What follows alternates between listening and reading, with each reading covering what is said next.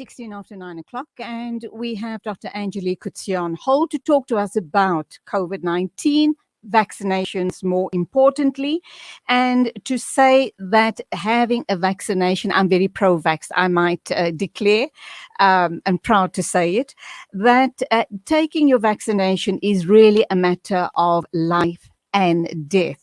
We are told that KZN is entering its third wave, but we've also been warned that around about Christmas time or sooner, we might be hitting a fourth wave. Let's talk to one of the experts, and that's you, Dr. Angelique Coetzee. Morning, welcome to the program. Thank you so much, and a good morning to all your listeners out there. Okay, I think the worries currently is that we have the anti-vaxxers and we have the pro-vaxxers, but also people worrying that the rollout is just not fast enough. Is it because of two issues? One, that we don't have enough stock, and the second issue being that there's a lot of fake news about, the anti-vax campaign doing its round on social media? First of all, there are now currently more than enough vaccines in the country. So we don't have a vaccine problem. We've got an arm problem, meaning not enough arms. Right. So that's the one thing. And the second thing is, I think that there's a couple of reasons why people are a bit hesitant to go for the vaccines. One of the reasons are, again, the anti-vaxxers and all those statements that's coming out. Second, patients doesn't always understand that even if you get the vaccine, you can still get COVID-19, albeit you will get it less. You can still transfer the virus to someone else, even if you've been vaccinated, but less than a non-vaccinated person. You still have to wear your mask. Then people will stand back and say, but then why do I need the vaccine? The problem is if you get sick, and we have now said many times that above the age of 55, and you've got risk factors, your chances of ending up in the hospital is quite high. And we don't have enough beds in the ICU. We don't have the manpower to help, especially at hospital level. We need to treat patients, be able to treat patients at the primary healthcare level. And then I want to say, people are a bit blasé. We are sitting on, international medical associations meetings every Saturday. And, other countries, if they have a positive cases of 1,000 patients infected, they nearly, it's a huge thing. In our country, we've got between 10 and 13, 15,000 people, and we sort of, okay, so what now? Life carries on. But there's an implication on this. And then again, in our country, a lot of people, when they get being diagnosed to be positive, they don't have always the means to get to a doctor, a family practitioner, or a clinic, to be starting to get treatment from day 5, 6 onwards. And therefore, also, they get to the hospitals too late.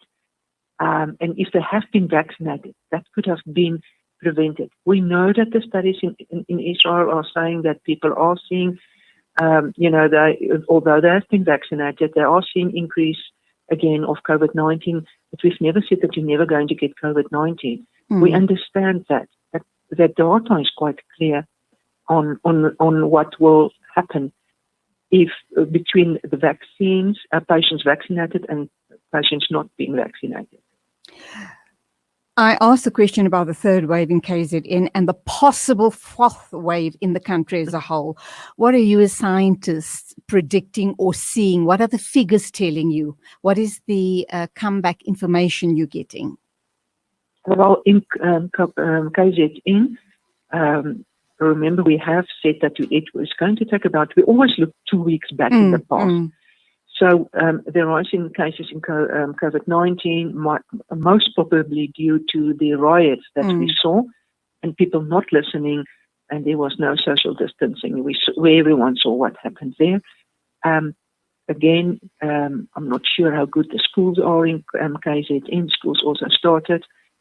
If there's not good social distancing, running water. I don't think people understand how important that is.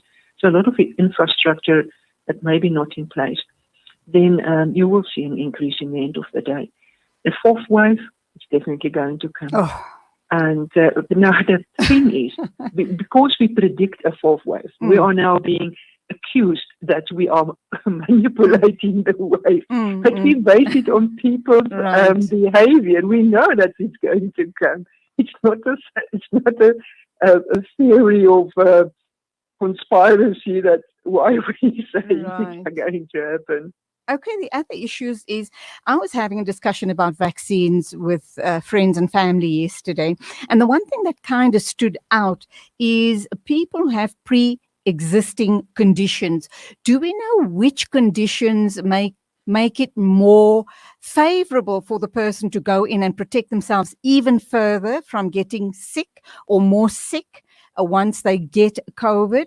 And which conditions you may have, which then medical professionals can advise you, don't think it's a good idea for you to, to have the vaccine. And I'm talking about dreaded disease, like maybe HIV, maybe cancers, maybe people with heart disease, maybe diabetes. Just at the top of my head, I'm thinking these type of dreaded disease. Your thoughts? They have to get vaccinated. We have seen that their chances again of getting severe COVID or being admitted to hospital and have a prolonged stay in hospital are greatly increased if they are uncontrolled with their chronic diseases and if they are suffering from these chronic diseases. There's virtually not, on the top of what I can think out of the top of my head, a condition that would prevent you for getting the vaccine, except if you are in the first 3 months of pregnancy or the last month of pregnancy. But all the others, even if you are suffering from cancer, your immune system is down. So what you need to do there, you need to do liaise with your oncologist, which is the best time for you to get your vaccine. If you've got one kidney, you have to get the vaccine. We saw that the stats is showing to us that those people doesn't do very well once they get sick. And again, if you can vaccinate them, the chances are less. There's also this perception that the vaccine is going to give you COVID-19. That's not true. We have seen a lot of people that's been vaccinated within 3-4 days. They get COVID-19, and it's got nothing to do with the injection. The vaccine itself will not give you COVID. And that was especially now in Gauteng in the midst of the third wave. And we have said you could have been already infected because you don't show symptoms immediately, or you could have stand there in a queue and got infected in the queue. But it's definitely not the vaccine that's causing that. Okay, we've also been told that, like the flu vaccine, our reality going forward into the future is that we are going to have to take a COVID-19 vaccine on an annual basis, perhaps. That's one. Are boosters on the card as far as South Africa is concerned? People have already had their shot of J&J or their 2 shots of Pfizer. Is government or the health department thinking that perhaps booster shots should be in place? The third shot, I'm talking about a second or a third shot. Yes, good question. They're already looking at it. There was a lot of doctors who got under the Sonke project trial that wanted to know whether they can get a second booster or a second dose of Johnson & Johnson. We are looking at it. I think guidelines will be coming out most probably next month. And the feeling is that healthcare workers, if they're going to get a second dose of Johnson & Johnson, it must be before the third wave, after the fourth wave. It must be, in other words, before December, before the end of November. All right. But, Someone's there will be guidelines on that. okay, great. Someone's called in to ask. They've been taking, obviously, senior citizens. They've been taking the pneumococcal vaccine every 5 years. They've now had their COVID shots. Is it still advisable? Is it common sense? Is it good practice to go and have the pneumococcal vaccine as well? No, the pneumococcus vaccine, it depends on which one you have. There's two on the market, but normally it's a once off. If you use Prevnar, it's a once off, and the other one, if you had a first dosage of the other brand, then you can have a second one of Prevnar, or you can just have Prevnar above a certain age group. In the elderly age group, there's no such a thing that you need to get it every 5 years. Okay, I guess the caller would be well advised to take this up with their own medical practitioner. Yes. We're hearing in other parts of the world that they seriously considering children being vaccinated as well. Is that going to be something that we're thinking about as well here in South Africa? And what age groups would we target? Okay, for now, that's not on our list. On our list currently is to get as much people vaccinated with one dosage at least. Then, secondly, to get also to start to get the 18 years pluses. Bring them on board. That will happen within the next 2 weeks. That will start on the 1st of February. And then thirdly, to look at people, the healthcare workers that might need a second boost or a second dosage of Johnson & Johnson, or whether it would be Pfizer. I can't, that's still, the jury is still out on that one. But for now, in the immediate future, the children are not on the list. Long term, are we thinking along those lines?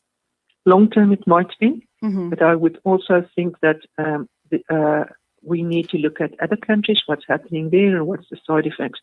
I saw that there was a data published from Israel saying that there's a lot of heart conditions that they are seeing, but I'm not so sure whether that is related to the vaccines, because what we have seen with the COVID-19 patients in the third wave is that you get two types of patients. Patients who will suffer afterwards with lung disease, with what we call lung fibrosis, or we have seen quite a lot of patients, because everyone is focusing on the oxygen and not on the pulse, that they get a myocarditis and then afterwards struggle with elevated pulse, which is then being classified under a heart condition. So I think most probably it's because not so much on the vaccines, but I think we need to start looking as well and start to advise our patients with COVID-19, please watch your pulse rate as well. Okay, that is where we're going to leave it. Just one more final question and very quick response to that. We know that the 1st of September is going to be seeing 18-year-olds and above eligible for vaccines.